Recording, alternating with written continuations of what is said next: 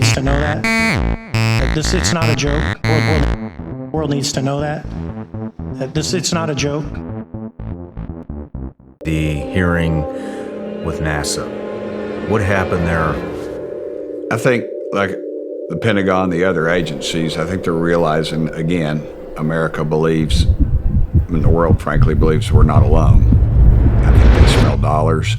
NASA is, they're always hungry for money. They're trying to get to Mars. They're trying to do all this other stuff. Again, 1947 at least, our government's been lying to us. Now all of a sudden they want money to study the issue. And I just, the folks that they had come talk to us the other day, I didn't know that the press wasn't invited. I would have not come to the meeting if I'd have known that, actually, because it was, they talked about nothing, and they talked about if something was spotted, who would be in charge of it. I think somebody even tweeted about it that, it'd be the Space Force. There again, you're your own agency. And then they talked about how they wanted to get with the other agencies, and so they could collaborate. That's the big word they always use. That's sort of a think tank word, collaborate. You hear that a lot, like these leadership groups. We're gonna collaborate, and I think that's what it's just about money. They just want more money to study it, and I say, just turn loose the files, turn loose of everything you got. And then they said, well, what if you saw them with a telescope? Well, we wouldn't see a UFO with a telescope. And they said, and these people said, nothing we have is confidential. That's what they said. Nothing NASA has is confidential. Now think about that.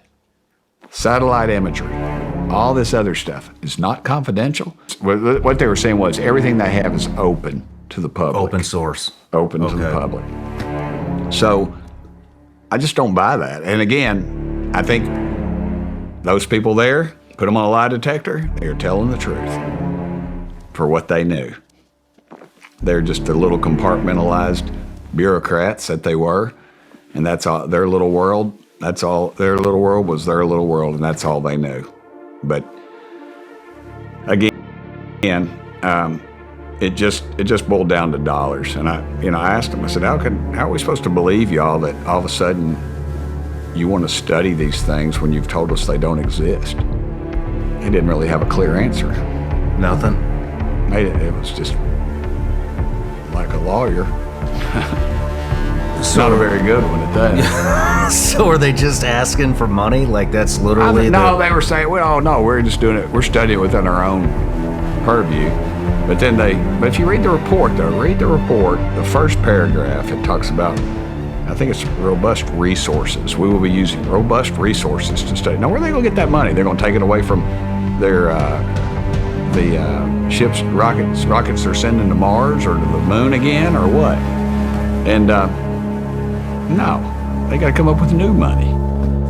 And that again, this is just feeding the kitty. That's all they're doing. And you have several different agencies, what I've found out, have said they don't exist. Now several different agencies say they do exist, and they're going to start studying them. So what has changed? I don't know. I mean, let's talk about the money. We talked about this on a little warm-up video, but what I don't understand is there's all the black budget programs, and we had talked about all the money that's going to Ukraine, and which is basically feeding the military-industrial complex companies, which are overcharging the government, and that's how we both believe that these black projects are being funded, by overcharging the government other areas and then funneling that money in. So do you think that they just believe this is an easy grab now that UFO, UAP activity statistically, and then when you see Schumer's come forward with his thing, and then I see all these UFO people saying, "Are you getting on board, Schumer's? We've got somebody that's really turned on." I mean, you got the swampiest of swamp creatures. I mean, I don't knock him. Every time I've met him and talked to him, he's been nothing but nice to me. But it's just about money. We take in $5 trillion a year, and they want to spend over $7 trillion, and that's a conservative approach to these folks. Wow. So did NASA, do they get in depth on what they're going to spend the money on, or is it just, hey, we need more money because we want to study these things? Are they saying, hey, They couldn't get real specific again, and it's just limited. Their knowledge is limited. It's give us money so we can develop a plan. I mean, that's where it's going to come down to. Give us money and we'll develop a plan, and then we'll come back to you on how we've spent your money. And they'll come back with, it's inconclusive. So why? Because they can continue studying. If they found it and said, hey, we found life. We've got this saucer over here. We've got this group over here.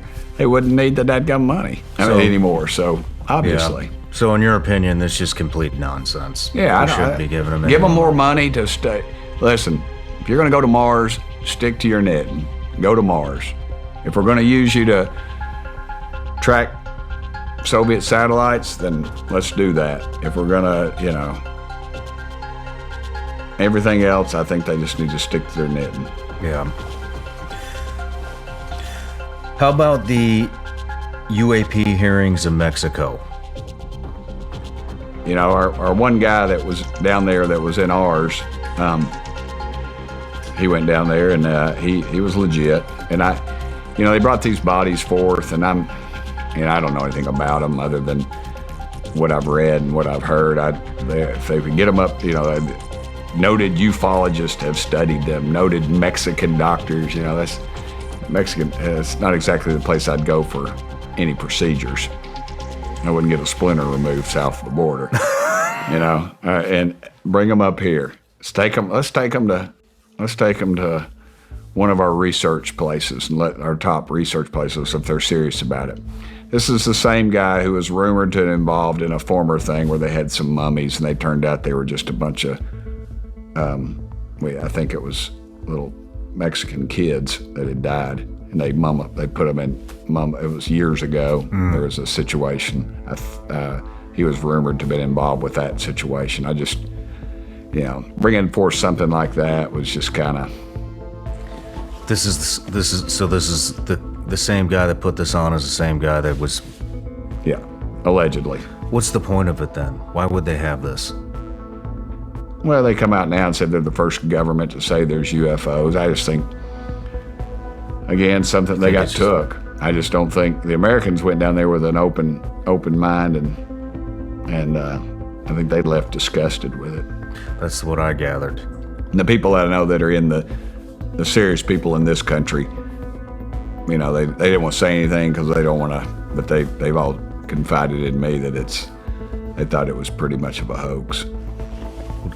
Just a publicity stunt or something? Well, and the guy got in there, and he's rich. He'll travel the country. He'll be writing books about it, and he'll display them at the carnival or something. And yeah, I'm sure there's money attached to it. There always is. Do you think that set us back? Do you think it affected the genre at all? It'd have set us back if I'd have put it in ours. But so they didn't want to come up here. Yeah. I mean, we had the most talked about UFO hearing in the world. Bar none. Yeah. International. We had people covering it from all over the world. And I was literally having to turn down interviews just because there was just not enough time. Had to be places and blogs and podcasts, or what podcasts I guess you call them. And never heard from these guys once. Interesting. What do you know about other countries and their, not just Mexico, but Canada is big involved. Over in Europe's huge. England they've had departments that have studied this, and people have come forward with information. So I think it's and you've got Soviet Union collapses and things. We lose things. You've got the Italians claim that there was a deal, and it's been written about, and I haven't had time to chase it really. Some deal with the Vatican, and that they recovered. They sponsored an archaeological type thing, and they recovered something. Of course, you got the Nazis, of course, in the Second World War. I don't put a lot of faith in that. I think they had a lot of technology going on had Werner von Braun in the V2, but they never could perfect a lot of their stuff. They were going 100 different directions, and they didn't learn how to mass produce stuff like you could take a M1 carbine. You could take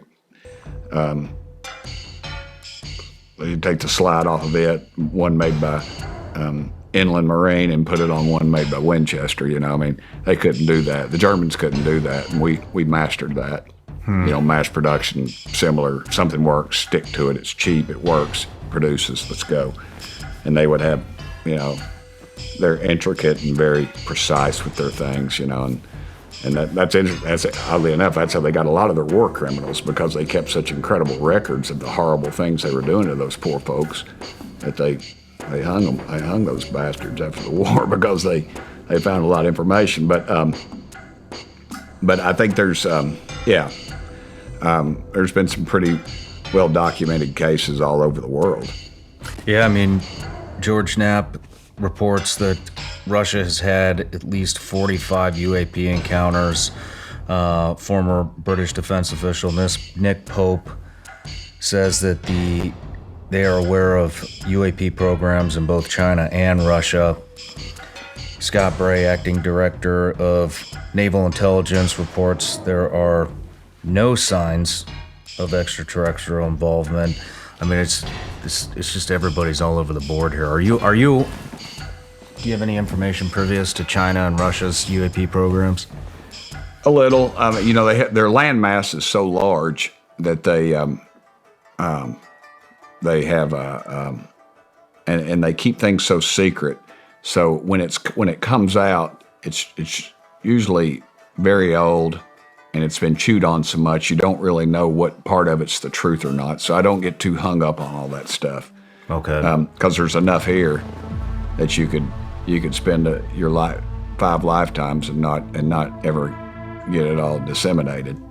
With as much information and evidence and video footage as you've